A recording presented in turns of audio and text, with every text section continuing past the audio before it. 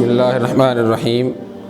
मोहतरम नाज़रीन व सामीन, हम अपने दिन और रात में से कितना ही वक़्त मजलिसों में और फ़ारिग फ़ुज़ूल बातों में गुजार देते हैं। बावजूद इस बात के कि नबी करीम सल्लल्लाहु अलैहि वसल्लम ने एक इंतहाई छोटे से अमल की तरफ रहनुमाई फ़रमाई है, अगर हम उस पर अमल कर लें तो फ़रिश्ते भी हमारे लिए इस्तिग़फ़ार करें।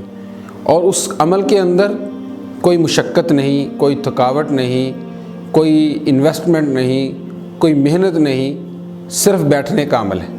ज़रा गौर से सुनिएगा।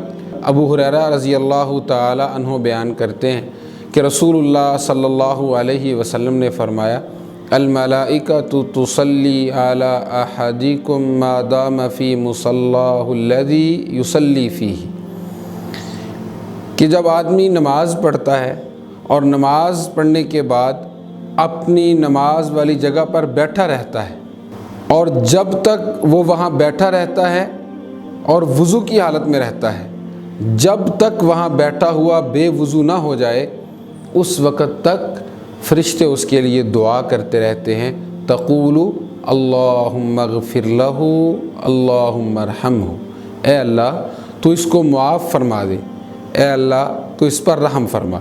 सही बुखारी के अंदर ये हदीस मौजूद है। नमाज की अदायगी के बाद चंद मिनट अपनी नमाज वाली जगह पर बावज़ू होकर बैठिए। फ़र्ज़ नमाज के बाद या नफल नमाज के बाद अपनी नमाज वाली जगह पर सिर्फ़ 10 मिनट 15 मिनट अपने 24 घंटों में से निकाल लीजिए। फ़रिश्ते भी हमारे लिए इस्तिग़फ़ार करेंगे, फ़रिश्ते भी हमारे लिए अल्लाह ताला से रहमतों की दुआएं करेंगे। कितना खूबसूरत मौका है कि हम बैठे हैं, कुछ नहीं कर रहे, और फ़रिश्ते अल्लाह ताला से हमारे लिए इस्तिग़फ़ार कर रहे हैं।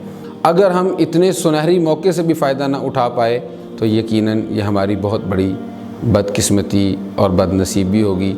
अल्लाह ताला हम सब को इस पर अमल करने की तौफ़ीक़ अता फ़रमाए और हम सब को फ़रिश्तों की दुआओं का मुस्तहिक़ बना दे।